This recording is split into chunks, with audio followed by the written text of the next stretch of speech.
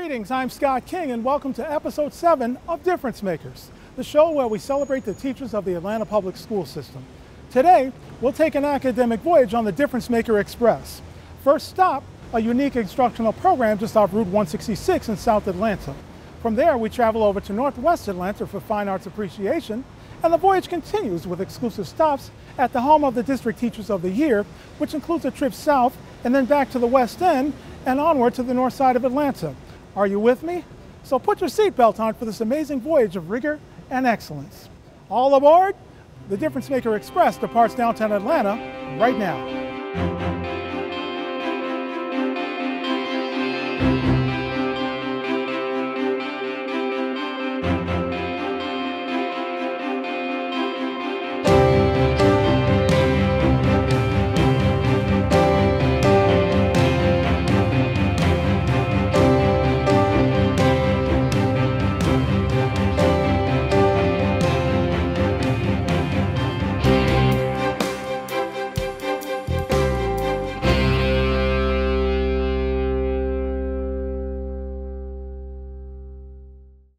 Our first stop on the Difference Maker Express takes us over to the Perkerson community for what could be perhaps referenced as an unrivaled academic experience.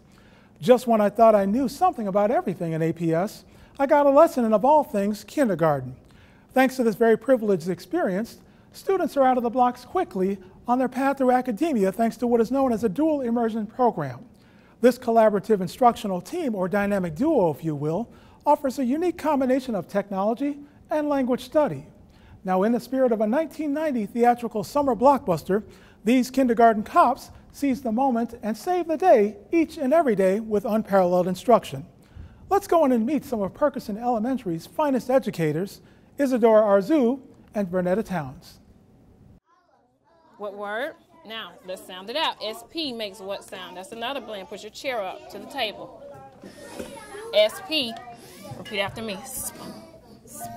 And SPL, that's a special blend. Spl, spl. Look at the word, spl. Well, I am a proud graduate of an APS school, North Atlanta High School, and I attended Albany State University, and how I became interested in teaching was my previous teachers that I had in middle school and high school. I saw the passion that they had and the want for them to see me succeed, and that just encouraged me more to want to help children and do my best in education. Okay, and I understand you're an Atlanta native too? Yes, I am. Okay, wonderful, wonderful. And Ms. Arzu, tell us about teaching for you and how you got started teaching. Now, I understand you kind of bring an international flair to it. Please explain. Yes, I became a teacher in Honduras. My brother was a teacher. My sister was a teacher too. And teaching in Honduras is like, it's a noble profession. And that was the only profession that you can easily get a job in teaching. So, okay. And I have a passion in teaching because I really want to make a difference. Okay, so let's continue with that. You say you have a passion for the job. A lot of people get a job, they have no passion, and they're interested in the check or something like that. Regardless of that, what drives your passion to come to school every day? My passion is to make a difference. I'm coming from a country that is very poor, and the only way you can progress is through education. And I think the teacher's job is very important to drive the community into educating themselves. Llora. Ahora y corre también. ¿Qué? Ahí está la pez, la perro, la gato y la niña. La niña. Tiene miedo. Sí, porque la abeja pica mucho. Sí, la abeja pica mucho. Y ellos so tienen that's how miedo. I became a teacher. I thought the best way to help my community, it was to become a teacher, because I believe that teachers are the one who really make the difference in every profession. We're the one who teach the lawyers, we're the one who teach the doctors, we're the one to teach the nurses, and we're the one who teach every profession who's out there. Okay, and in addition to that, you're not teaching, you get them early in kindergarten, right? Yes, we do. Okay, so let's talk about that being in a kindergarten class, you have them so young, you kind of get first dibs, if you would. Yes. Being a kindergarten teacher, you get children that come in on all different levels. And it's just a joy to see them progress so much and how much they grasp by the end of the year. They learn so much so quickly. Their minds are just like sponges. They soak up everything that you teach them. So it's an excellent grade to teach because you get to see the growth.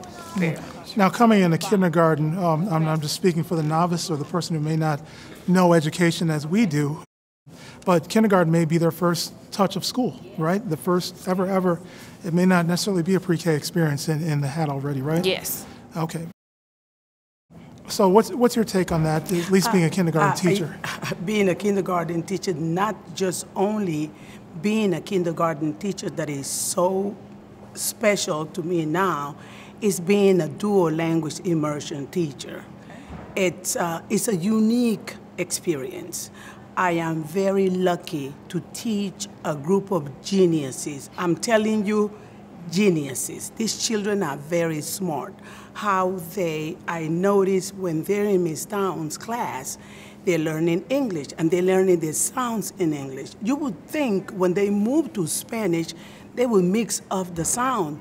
No, but their brain do not work that way. Their brain is so smart. The neurons in their brain make so much connection that they do not confuse one sound in the language. So when they move to Miss Towns' class, their brain is in English.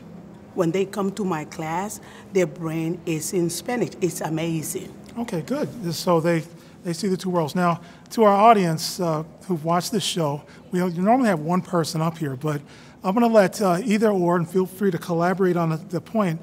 Why do we have two teachers up here in kindergarten, and what is your relationship? Well, we are the partners of the Dual Immersion Program at Perkinson Elementary. It's a wonderful program that has been started this year where half of the day the kids learn in English and the other half they learn in Spanish. We teach a group of 34 kids, 17 in each class, and the kids benefit from learning English in my classroom and science through infused in literacy, and then they switch to Ms. Arzu's classroom and learn math content and social studies and Spanish literacy, all in Spanish. So they get both best of both worlds in two languages, so they're immersed in the language. And the benefit of that, according to research, studies, being a bilingual, kids are more creative. They are very good in being problem solvers, and at the same time, they are tolerant. They learned how to be tolerant. They learn how to be accepting of other cultures. So there is a lot of benefits about being bilingual and speaking more than one language. You're finished. I am so proud of you. Good job. You all are done. Excellent job. Now what I need you all to do is go ahead and start cleaning up. Put all of the QR codes back inside of the bag. And Caden, I need you to take up everyone's paper for me, okay? I need you to take up everyone's paper for me. Okay. Yes, you may. Okay, you're almost, let's come on, Destiny. Click back to game. All right, we're going to jump tracks a little bit here. And when I was in your room, I was having fun because I was enjoying all the technology and the quick response codes. And I was like, I just learned that the other day. And then we moved on to, you had the table in the back, which I'd never seen before. I'm going to let you talk about that table because even to the biggest techies out there, that's new. I've seen it before, but this is the first time I've seen it in a classroom. Okay. Talk about what it is and what it's doing for your classroom. Okay. Well, the active table is a Promethean product, kind of like the Promethean board, but it's touch screen. The kids actually get to manipulate it with their hands. So they get to do the same activities that could be projected on a Promethean board, but they actually get to write and display things and manipulate different activities on the Promethean, on the active table. The table is a wonderful resource. The kids get to work together collaboratively and get to complete different tasks while using engaging technology. I feel that technology is very important, and it engages students. It gets them motivated and gets them wanting to learn and stay on task. So it's a very useful tool to use. I love technology. Okay. So as I understand it, and either one of you can jump in here, were they in centers, or what's the concept of having them around the room in Yes. stations, as my day, they call it stations, I believe, but Yes. please, either one of you. Working in centers give the kids the independence of working together, and this is a great way to help, because outside the school setting, as they grow older, they're going to be working with other people. So having centers in the classroom is a good way to show how they work in teams and how they work in groups. Okay, and also in that technology, I noticed in your room, you couldn't turn a corner without seeing the Promethean board. Yes. I turned another direction, the kids were working on the iPads. Yes. And of course, the active table in the back. Did I miss anything? Well, we do have computers, but they just got Okay. installed today, so this week actually. Okay, so there's more on the way. Yes, there's more technology. Okay, so in your room, I noticed in my head, I call it the buffet of the food. Is that part of the explanation in your teaching Spanish all the time? Yes, because actually, our kids, there were 6 programs that started in Georgia this year for dual language, and our program is the #1 because the kids, they're already speaking the language. They are interacting in the language. In the cafeteria, they speak in Spanish. In the hallway, they speak in Spanish. You don't have to prompt them to speak the language. They're speaking Spanish. All right, so does that kind of leave you off?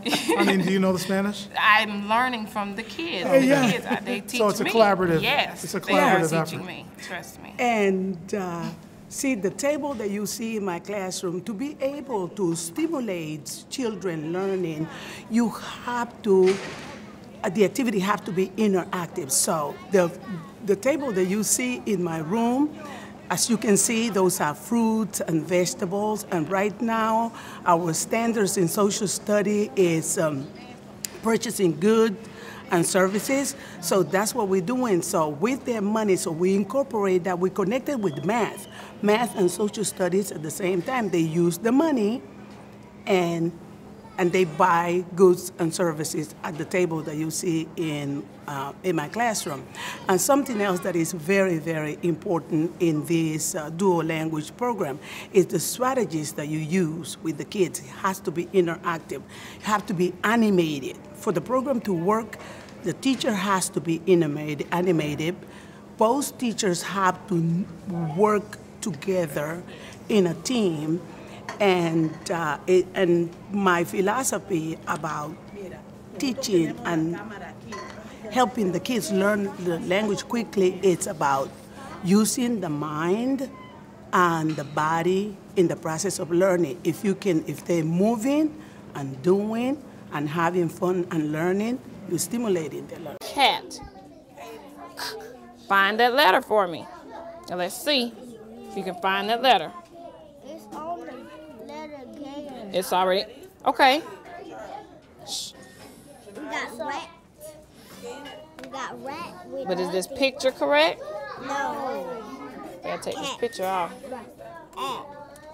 Your philosophy in the classroom, talk about that, exactly what's your platform, like a politician. You may have a job, but you Yes. have a platform or a theme you like to follow. And other than technology, is there something else? Yes, I believe that all students can learn with the assistance of a great teacher, that teacher that goes the extra miles, that puts in the hours, that creates those engaging activities to take those kids to the next level. Like Ms. Arzu said, we're the profession that creates other professions. So in order to have that nurse, that doctor, that lawyer, that football player, they all start from teachers. They all come to school and they learn. So we have to make sure that we're educating and putting our best foot forward every day to create the future leaders of tomorrow. They have dual immersion, so they have 2 classes, effectively. They're getting lots of culture and Spanish in one and lots of technology in the other, all in just every day. That's the regular routine.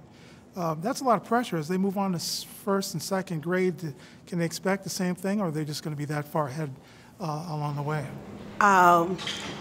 Well, they would be still learning the content. There's still going to be two team teachers. We're going to have first grade dual language next year, and the one teacher is going to be teaching. It's a 50-50 model. Yes. And Okay. each year they're going to add on, since this is the first class, as they progress, as they go on to each grade level, they'll be adding on another dual immersion class all the way up to 5th grade. Okay, I guess at a high level, I understand that that dual immersion concept is exclusive to Perkerson, or you were kind of lucky to get the program as a pilot. Does somebody want to kind of clue an audience as to exactly, to make it clear that this is not quite everywhere yet, but it may be coming around?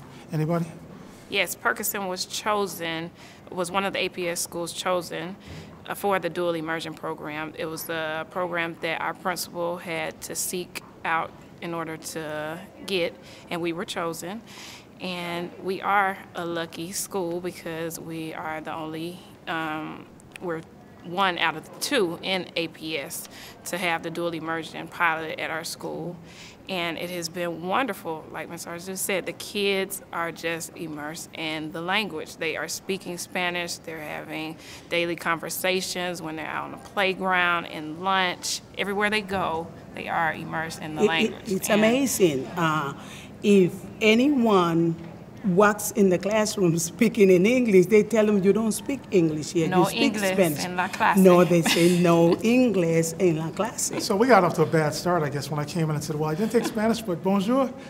Yeah. You know, so I was a little bit out of place, out of line already, I guess, in your classroom. Yeah, yes. So we got to kindergarten town. Let's expand the conversation to Perkerson at large. I guess in your own words, talk about the culture here at Perkerson. And other teachers are always dying to know what's going on in other buildings, so clue them in. At Perkerson, we are a family. The faculty and staff members, we work together, we collaborate, and we just make sure that our main focus is student achievement. That's what we're here for. That's what educators do. And we come to work every day, work hard, put our best foot forward, and make sure that we have our eye on our goal, which is to make sure that students achieve. So, and in your own words, ma'am? Yeah, we are a school culture that collaborate with each other. My collaborative effort with Miss Town, it's a little bit different because we are one to make make this program work, and it's very effective and it's working very well. It's amazing. I have been teaching for 21 years, and I have never seen such a fast and accelerated result like this.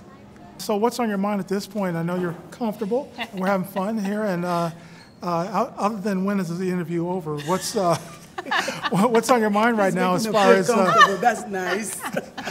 Other than that, what's on your mind as far as anything you'd like to say to the teachers watching this who may want to teach one day and say, well, gosh, you know, kindergarten seems pretty cool, but they look kind of busy. That's a lot to know. Should I get into this? What words of inspiration might you have to offer? Teaching is hard work. I am the first person to say that it is hard work, but it's well worth it. When you see your babies at the end of the year and how much they've grown and the progress that they have made, it is just the biggest joy to have as a teacher, to see how much of an impact you have on someone's life. It's something that you can never take away from them. They should always be able to carry it with them, and you just make sure that you put your best foot forward, and it's it's an excellent career. ¿Cuántos tienes? ¿Tienes 13? Mira, muy bien. Ahora, trabaja duro. Vamos aquí con el señor. Pues escribe, ¿puedes leérmelo? Have you seen things here at APS and say, okay, this is excellent, or you can't help but to compare, I'm sure, where you've been and where you are now. But have you seen things that say, well, this is a good concept. I wish we'd had this when I first started teaching back in my home country. So anything that come to mind? The comparison, it's like you cannot compare what happens with APS or what happens in the school in the United States as far as back in Honduras, in my country, because first of all, it's the resources. Okay, we have the resources that we need here. Back in Honduras, we don't have that resources. We really have, and I think that's what's influenced on me being a creative teacher. I consider myself very creative. It's because when I started in Honduras, we didn't have much resources, so you have to become creative to make learning active and engaging for the kids. Here we have papers, we have technology, and I wish I can take that back home to my kids, because I still go home every summer. I still go home and I volunteer at schools, and I can see the difference. And there is a difference in the classroom environment. Here, we have the kids get a little bit, we have the centers, and the kids get a little bit more engaged in the class. They do get engaged in the class. Mostly it's, back in Honduras, it's more like teachers-directed activity instead of students-directed activities in the classroom. Mostly there is, and then we have the number of students. When I was teaching, I did teach first grade, second grade, and fourth grade in Honduras, and my students were about 55 to 60 students in a classroom. But the difference is the kids come and they just sit. They just listen, learn, and leave. Here, the class is a little bit more engaging, so you need to have a little more interaction. So there's more dialogue, effectively. Yeah, with the students. 5 years in, what are your thoughts about teaching at this point? At this point, I actually started my teaching career at Parkside Elementary being a paraprofessional, and I got to get my feet wet, so I made sure that I was ready to teach. That next year I became a full-time teacher here at Parkside Elementary, and it has been an awesome experience. My experience here, I have had wonderful principals and administrators that have went above and beyond, that have helped me with anything that I've needed, any materials, making sure that I had everything I needed to be effective in the classroom. Also, my colleagues, my teammates have been wonderful, being extra shoulders to lean on, making sure that I have everything that I need, just like the administration, always being there, being a helpful hand, and making this job work for the students. Okay. So any closing thoughts from either one of you about I guess, anything you'd like to say about teaching and how you're feeling, and just the joy of being a kindergarten teacher? Yes, I'm just enjoying myself with my students. As I have mentioned, I have never had these results so fast.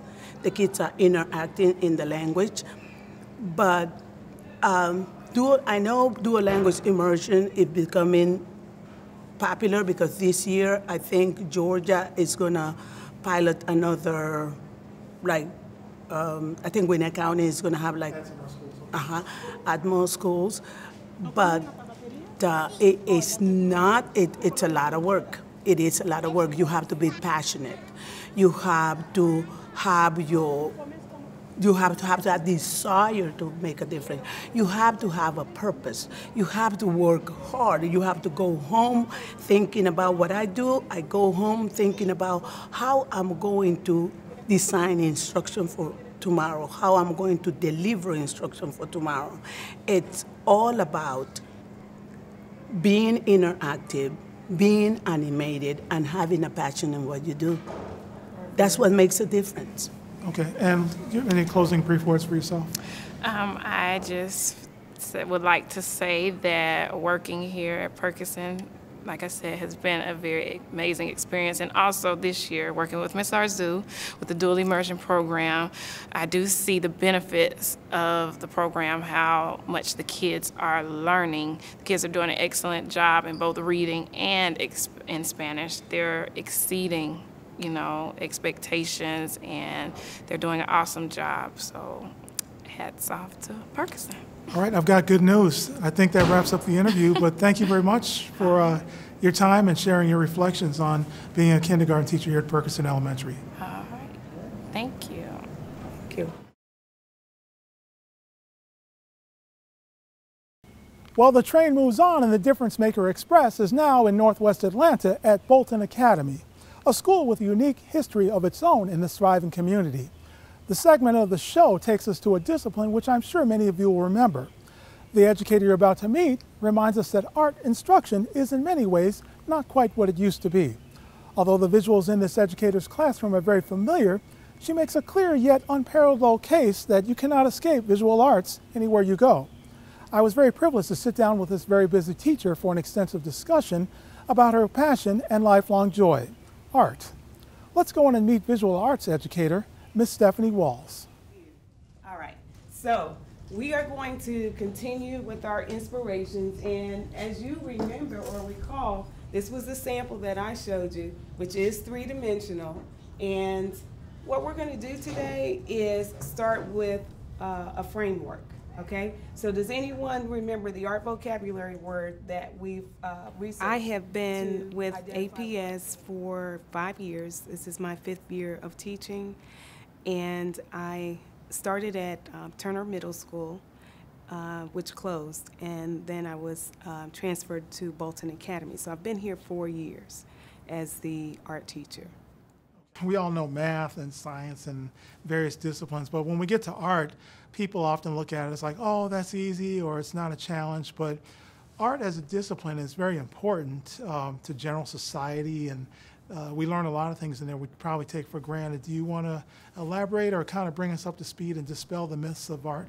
Yes, well, actually, you touched on a few things which I am happy to hear you acknowledge. I find that in most conversations, even most educators think that there is not that much to art. And I found it very interesting and amusing. My first year here, I had a kindergarten teacher tell me, well, Mrs. Walls, I really didn't think that art really involved that much, and I've never seen art taught in that way before. So I took that as a compliment, and that's because I truly believe that art has connections in every facet or to every facet of life. We usually take it for granted, and I consider myself an arts advocate, so I really promote wherever I am and make sure that the students feel as though they are really being serviced by art. So what do I mean by connections? I try to make sure that every experience within them in their environment here in the classroom has been addressed to a connection in life. For example, I have a 5th grade partnership that I've started. We are an IB school, which stands for International Baccalaureate. We have been since 2010. So actually, we had just become an IB school when I arrived. And that was thrilling and a wonderful, wonderful news to me just to find out that we had become an IB school. We focus on global issues, global perspectives, but more recently, I have honed into the community, the Bolton community, and that's because I believe that students need to know where their roots are, and just so that they know where they're going. So I started a partnership this year with our 5th graders, which is still working with community. We have partnered with another IB school in DeKalb County, and that was because I really wanted our 5th grade students to feel as though they were leaving Bolton Academy knowing more than they have in the past about what the IB experience is about.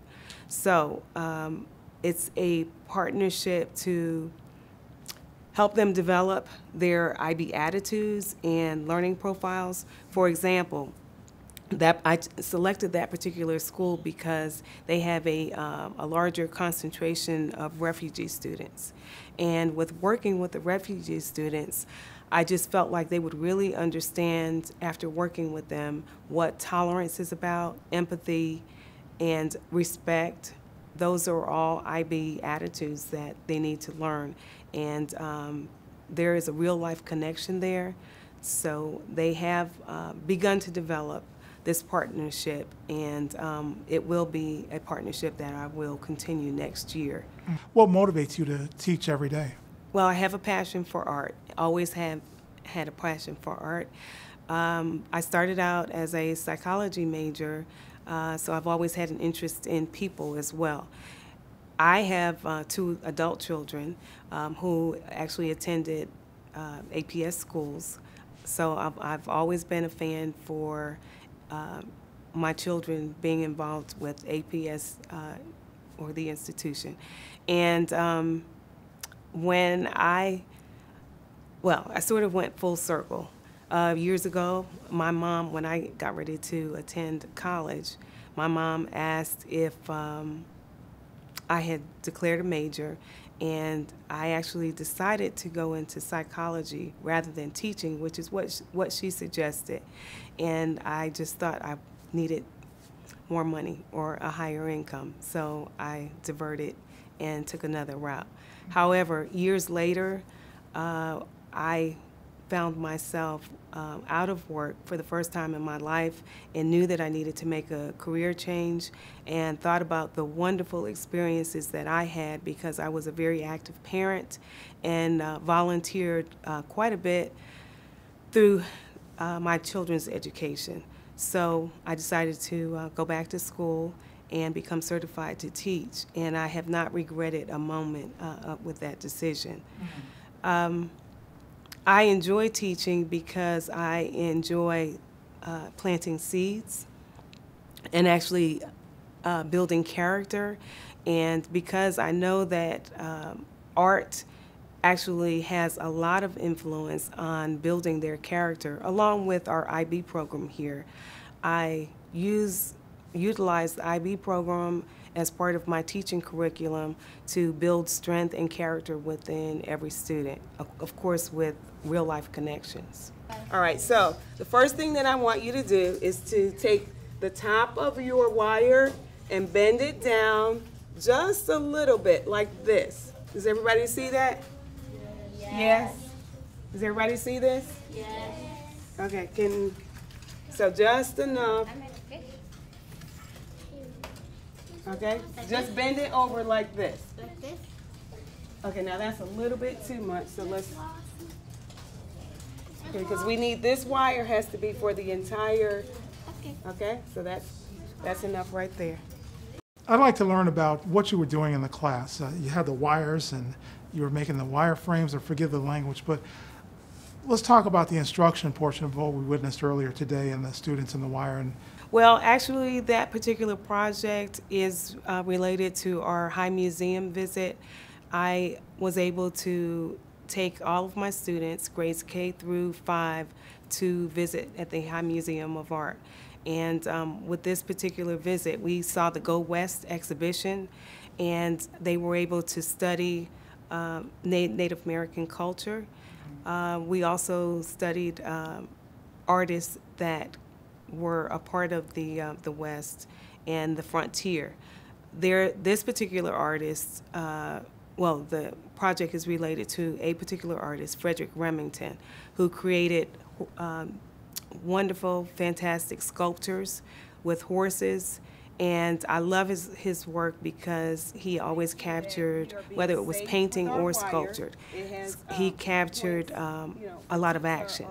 And that also interests the students. So I decided to have grade 3 participate in a project that would demonstrate that action. So we're using wire. That was a 14-gauge wire that you saw me using. It's pretty flexible, and they're able to manipulate it once they get the hang of it. But anyway, it's very pliable, so they will be able to do that. If I may, in an exercise like that, do you see the talents of the students blossom, that some come up with very creative wire structures or designs and the other things you do? Well, that's the case with every class that I have in every grade level. There are some students that just have an innate talent, and those that enjoy art but they are interested, and once they become engaged, they really want to make sure that they're doing everything that I ask so that they can achieve the end result. And you probably noticed that I use the word risk taker a lot because typically, especially with this grade level, they will want to have me check their work quite frequently, and I have to encourage them to be risk takers, to be brave, and to try on their own. My class motto is the expert in anything was once a beginner.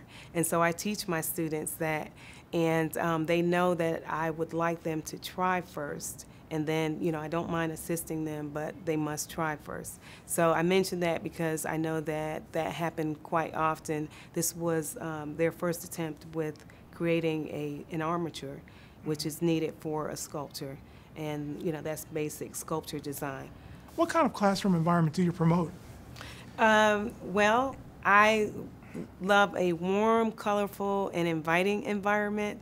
At this time of the year, there is a lot going on, but besides that, I'll go back to my first day here. Once I walked in, I looked at the walls, and they were too bland. So I immediately approached my principal and asked if she minded if I painted the walls. Her eyebrows raised a little, and she just wondered, well, what colors would you think about painting them? Well, I showed her some samples, and you know, she gave me the go-ahead to do that. So my walls are actually used for teaching. I use bright yellow and purple together. Those are complementary colors, so anyone that is an art educator would pick that up immediately when they walk into my classroom.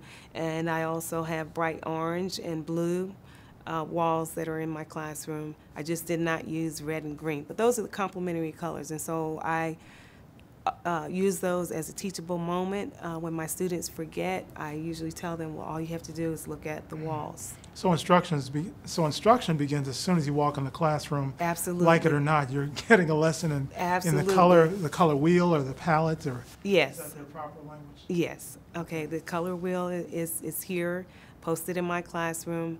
Everything that I place into my classroom, I think about it, and it is designed with a thought in mind, but it's all for thinking critically, because I believe in my students being critical thinkers, or to inform and to provide entertainment or color, or, you know, I use things that are pleasing to the eye.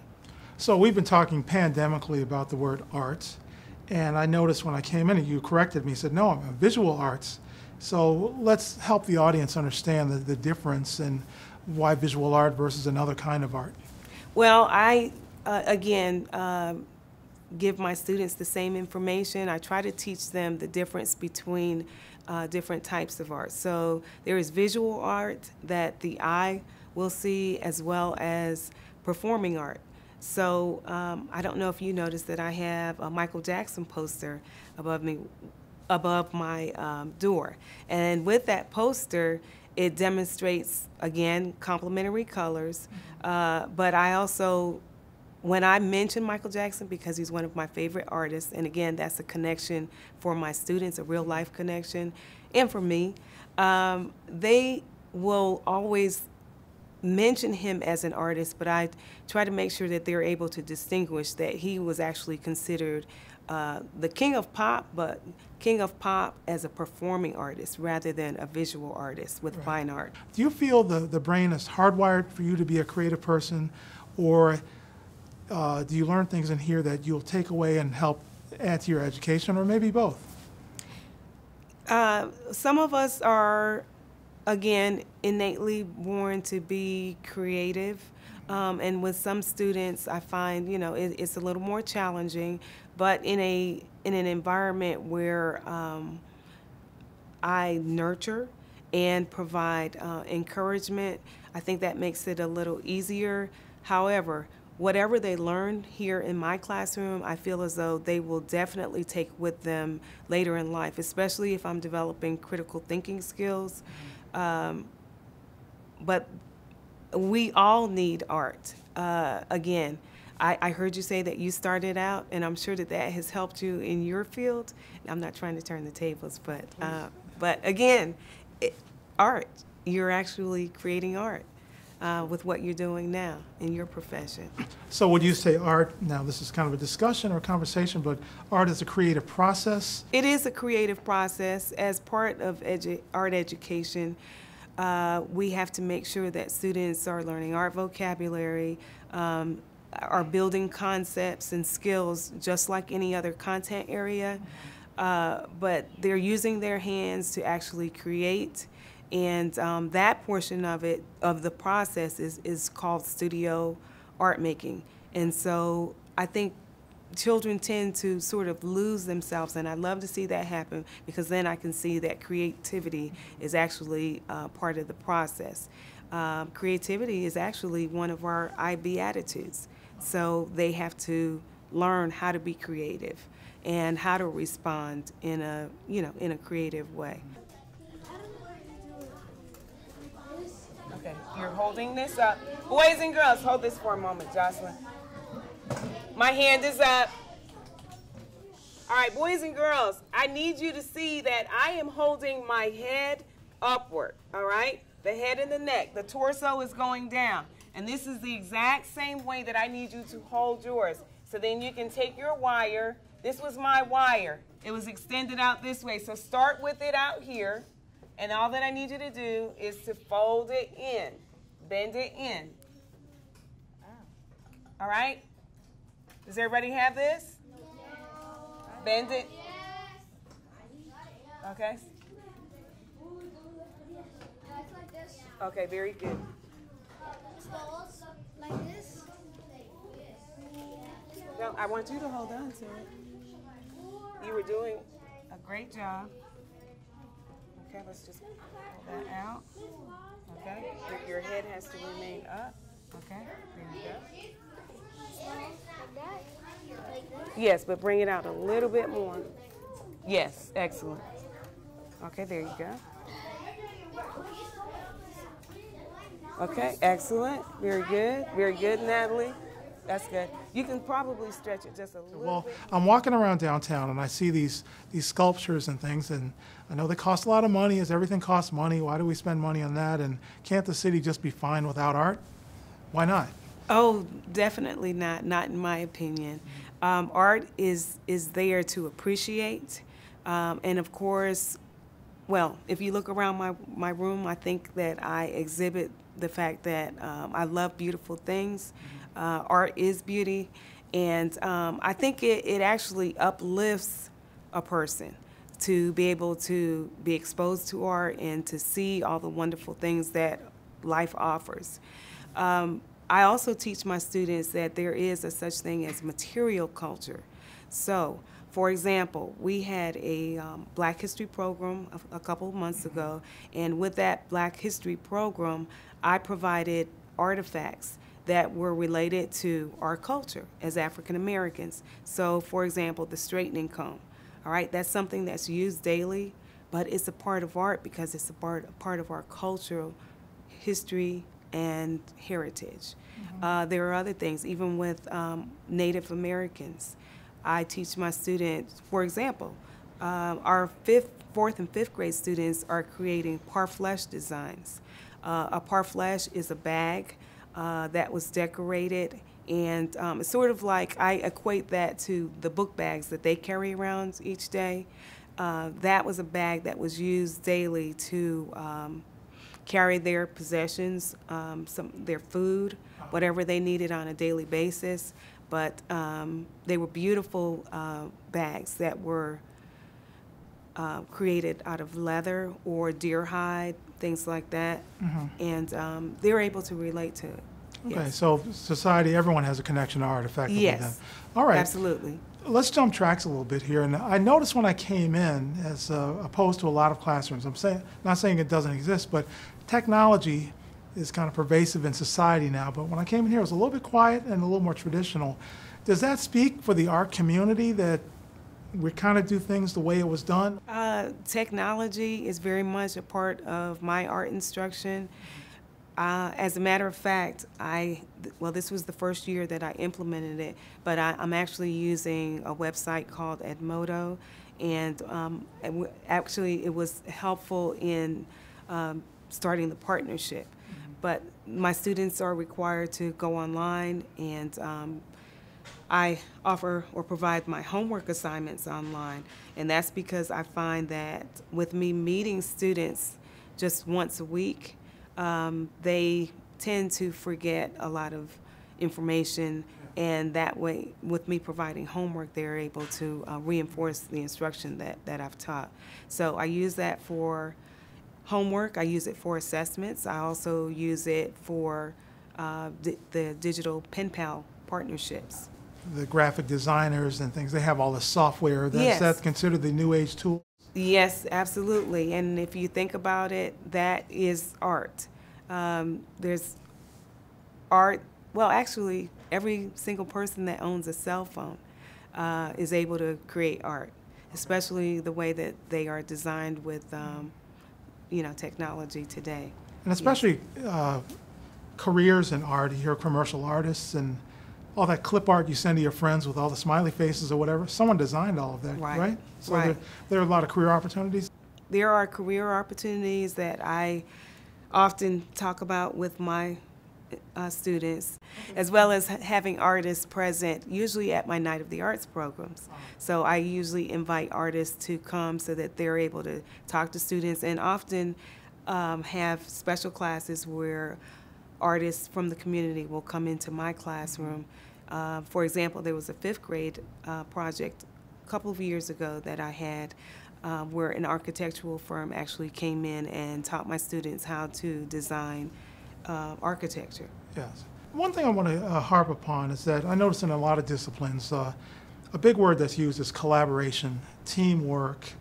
You're working with folks to solve a common problem. Yes. But one thing I noticed in class, there was a lot of independent study. Everyone had their own project. Is that natural in the art discipline, that it is a lot of independent study? Most of the projects are independent projects. However, we have group collaborative projects within the classroom also. I also collaborate with other teachers.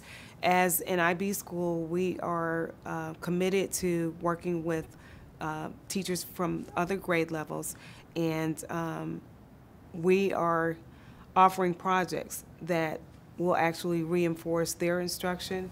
So we collaborate together and come up with project ideas. I usually work more often with the music teacher, but definitely collaboration exists within our school because we are an IB school, so we have to do that.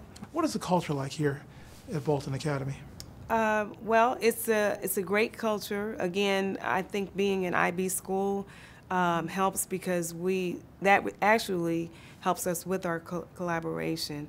But I would say that we work well together. We're very excited.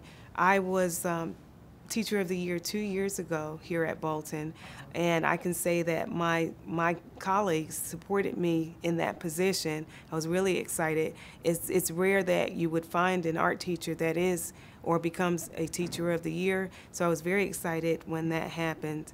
And I have to say that there have been some teachers that have come and gone, but through that process, I still stay in touch with teachers who are abroad now, so they usually leave for good reasons. But this entire community is a tight-knit community. The parents are usually in our building quite a bit. We usually have parental The Night of the Arts, lots of parents? Yes, we have lots of parents that are usually here for Night of the Arts. They're usually committed and supporting all of the events that we have, but I can say that they definitely support my Night of the Arts program. So it's a great community. And 2 years ago, we actually learned more about the community. I did some research first to find out about the Bolton community and was pleasantly surprised. You mentioned that there have been several buildings. I learned that there were 5 buildings for the Bolton School. And through that process, I learned that one of the sets of one of our family actually lives in one of the original locations of the Bolton School. Oh. Right, I think that was the third location for the school. The influence of art, and I remember taking art myself. We looked at the way buildings are built, like a courthouse. They have those Ionian colonnades and everything, and that came from is it Roman history and other African cultures Yes. In the past. So there's a lot of influence in history. Looking at that, where do you think it's all heading if we look forward from today? I do have to say that our history remains with us. Through the Greek and Roman civilizations, that's very much a part of us. If you notice, a lot of the design is repeated in some architecture, even though we're moving more towards modern architecture. Contemporary, yeah. Right, contemporary architecture or contemporary design. It's there, but there is still a mixture, and a lot of artists like to reach back.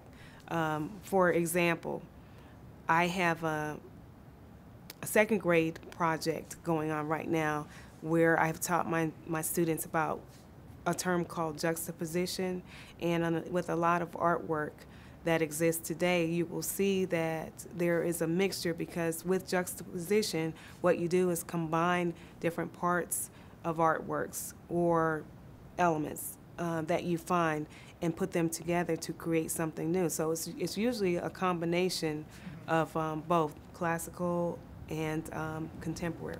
Okay. There is collaboration with other disciplines, right? Yes, there are, and absolutely. Again, every facet of life has to do with art and design that we employ today.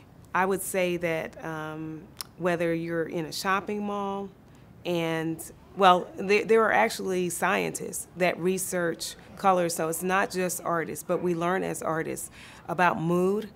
Students are taught in my classes about mood and how colors are affected, of course, warm and cool colors, but in choices of design, they also learn about colors. So, yes, even with a cell phone, the colors that are selected for a building so that they are inviting for shoppers. Of course, the consumers are expected to, to enjoy an environment, and of course the companies want to make money. So yes, all that is taken into consideration. So in closing, do you have any thoughts on art that I might have missed that might fascinate our viewers? Well, you've covered quite a bit. I just want to say that I do believe that I am an arts advocate, and I believe that every child has the right to an arts education. So as you can see, I have a poster that says everyone is welcome here, everyone belongs, and our school is very diverse. So and even the fact that with our partnership, the other school that we are partnered with has the refugee students that come from many different countries and speak many different languages. And with that influence, it also sends a message of diversity, which is really important. But it's all about art. All right, well, thank you for your time, Ms. Walls. Okay, you're welcome. All right, thank you. The Difference Maker Express moves on through Atlanta with a stop on the south side here at Cleveland Avenue Elementary School, where the expression difference maker is perhaps redefined for some. For the past academic year, these walls have housed the 2013-2014 District-wide Teacher of the Year, Miss Rita Simmons, a gifted K-5 educator. She and her two other counterparts in the district in middle and high school rose to the top to shine amongst the best of the best in APS instruction. And unbelievably, she recently qualified to represent the district in state competition as well. What does that mean? To quantify that statement, just look at it this way. Of the roughly 120,000 teachers in Georgia, she was recognized as one of the 10 best. I recently caught up with her here at Cleveland Avenue Elementary School. The process of being named a top 10 finalist for the Georgia Teacher of the Year was an extremely rigorous process. There were interviews, We had to give speeches. There was a video observation, classroom observation portion. It was very nice. The experience was one of a priceless experience, very valuable. I really enjoyed it. It taught me a lot, and I grew a lot as a professional and as a teacher. I really did. So it was a great experience going through that, and also participating and networking with people at the conference, at the Georgia Teacher of the Year Association Conference, and the luncheon and the competition. It was all valuable for me as a teacher, as a professional, as a person in general, to share with other people. Beginning with Rita Simmons, Atlanta Public Schools.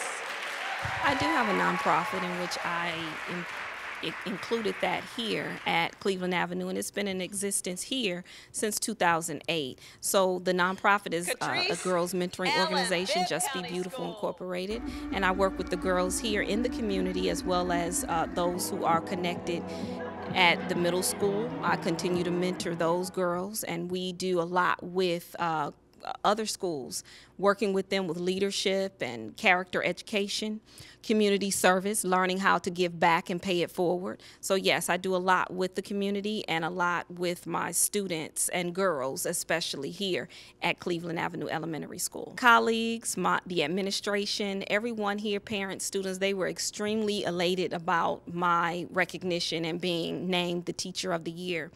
It brought a lot of pride here. We had never had something so big here to happen to us over at Cleveland Avenue in this community. Now let's take a profile look at these three exceptional difference makers. Miss Rita Simmons of Cleveland Avenue Elementary School, Mr. Nathaniel Snyder of Kipways Academy, and Miss Danielle Costarides of North Atlanta High School.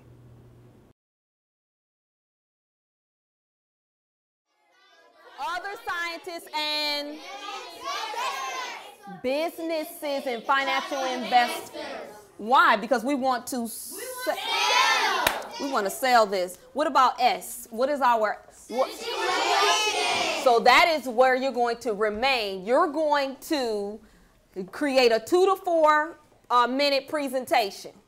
And when you create that 2 to 4 minute presentation, as a class, we're going to create a commercial. I like to make sure my students have multiple ways of engagement or multiple ways to represent what they've learned, multiple ways of action and expression, because if they have that, then the lesson will stick and it will carry on, and those students will then take that and they can apply it to other things, other subjects, other disciplines, and they will carry that on and they can then teach someone else. I want my students to be on the cutting edge.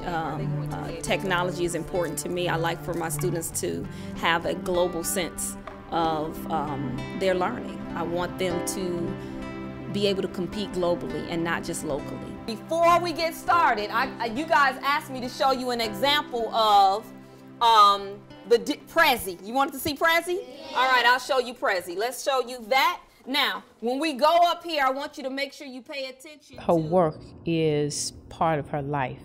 It's not what she does from 7 to 4. It's what she does all the time. She is one of those teachers that you can expect to come back and redeliver to staff members. She is an employee who will support her peers, and one who will really go beyond the call of duty for children. That's a wonderful question, and right now you don't add that because the whole idea is digital avatars. So you're having fun building something that looks something like you. But that's a very good question. I think you should go into business and create that for yourself. Okay? The name of my organization, it's a girls mentoring organization, and it's entitled Just Be Beautiful Incorporated. And I got started back in 2005. I think it's important that organization is very important because I bring girls in and I teach them various social skills, leadership skills, and I decided to do that here at Cleveland because I saw a lot of my girls who needed direction. I ask the question, then I say, so I think this is best, which is my hypothesis. Okay, so you will ask the question and then you'll form the hypothesis. She seems that it's so important to have a future because when we're in class, like we go to her now, we go to her on Wednesdays, and when we're in class, she's like, okay, so since we know y'all know this, we need to relate it to what you need to know and what you sometimes need to know for your homeroom classes. I think I've always been a teacher since I was a kid, and I've always done that. I did start off in business school. I got accepted to business school to be an accountant, but the teaching called me. Education called me, and it called me in a sense where I wanted to be like my music teacher, my piano teacher. She was so compassionate, so giving, she was loving, she was patient, and I wanted to be like her. So I decided to change my major and do the things that she did for me. I wanted to give back to her. I wanted to dedicate what she did for me. I wanted to dedicate my success to her. But have something in mind, have direction, so that if others fall by the wayside in your life, you have something to hold on to. So I think we stick to that. We push that here. We want our students to succeed and have a universal truth rather than just a local truth.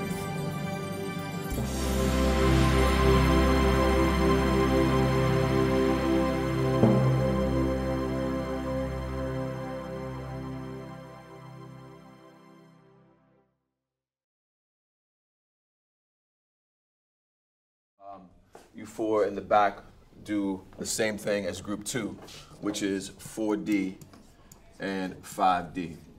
All right, so what you're gonna do is you're gonna have one person in your group take notes while everyone talks, and then we're gonna come together, probably give you about 6 or 7 minutes to review that, to share what you thought, have one person write down everyone's thoughts, and then we'll come back after about 7 minutes. Sometimes I have simulations. For example, if I'm teaching about different types of governments, I may give them a little assignment where we're practicing working under a dictatorship, working under a democracy, working under an absolute monarchy. I just try to make up different simulations to let them experience different types of things, because everything I teach is not inherently interesting.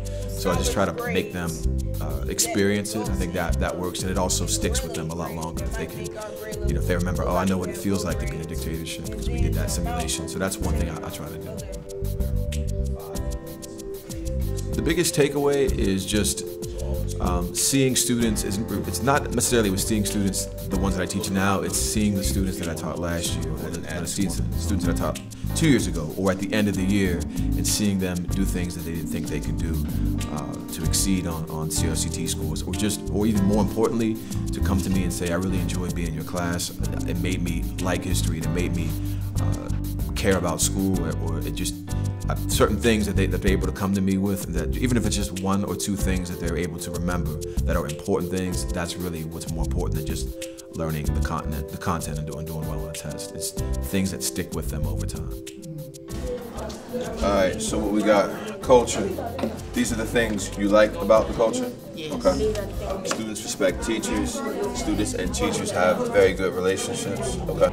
Would you say that's probably more true for other people as well? Just continue to work on getting along with people better? Or do you think I spend a lot of time planning and never being satisfied with my plans?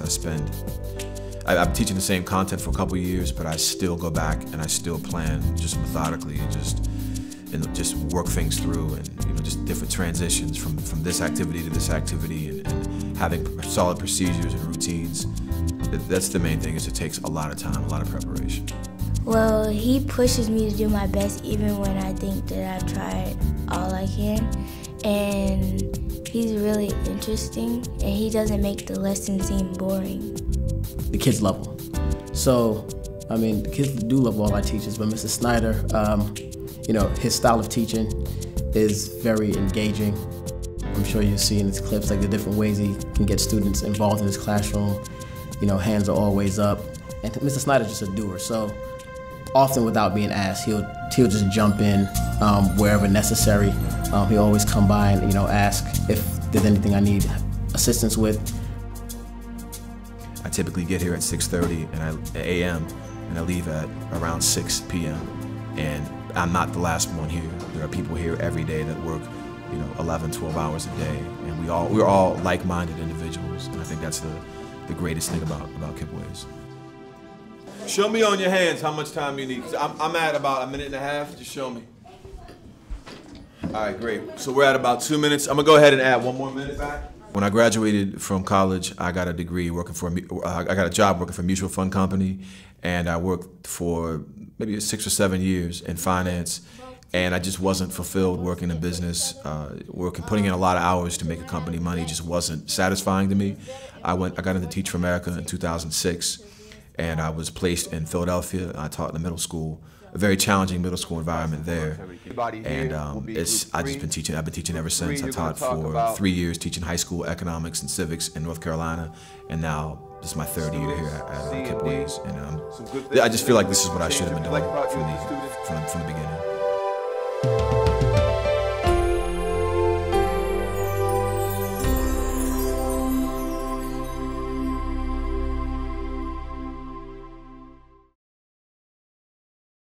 And get lower.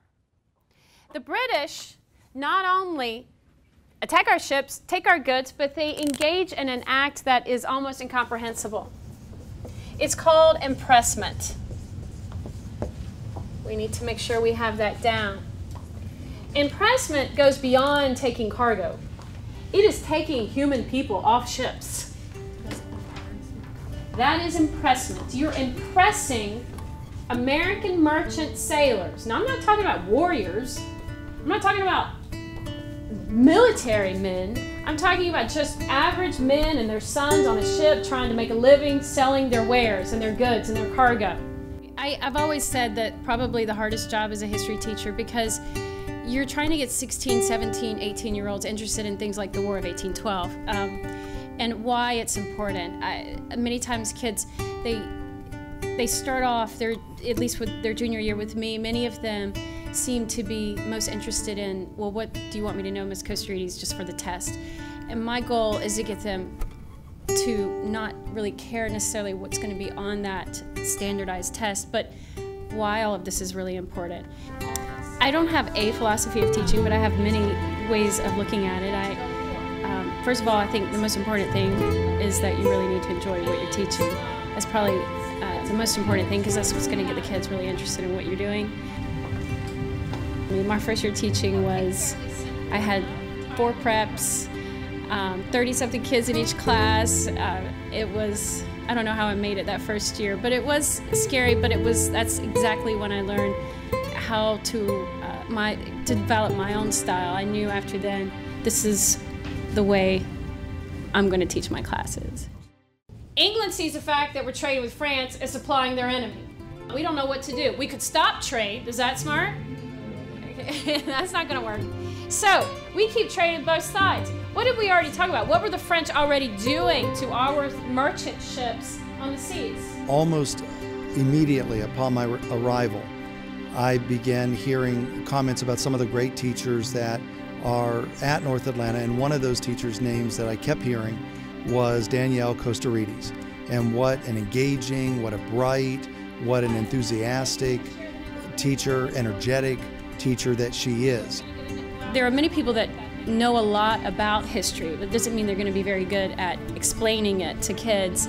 And it took me a while to figure out how to do it, but I think that's why the kids enjoy my class the most, is because they always tell me, would you just have a way of explaining this and making it interesting to me and making it relevant to my life? And so it takes a while to figure out how to do that, but it's definitely worth it to keep their interest, and because you're there for them. It's going to be a win for the judicial branch. He looks at the law and he says, I see that this guy Marbury is basing his new job that he thinks he should have and deserves because of the Judiciary Act of 1801 and 1789. So this IB History of the Americas class was a big jump for me personally. And she teaches in a lecture method, a lecture, then she expands on the lecture and breaks it down, and we try to analyze the event. So that was hard for me coming in, but she personally, she reached out to me, offered tutorial, and now I understand it and I'm actually doing very well in the class. This is the class that I don't mess around in. This is the class that I don't get off track in. This is the class that I know I don't make a dentist appointment during this class. My class is full on. It's bell to bell. There's so much going on, and we do it in so many different ways that fortunately I haven't had a bad day in a long time. It's nice if we could work together and maybe come up with a way where we can share some more resources. And so maybe I think that might be my next step since I've got this honor, I need to live up to it.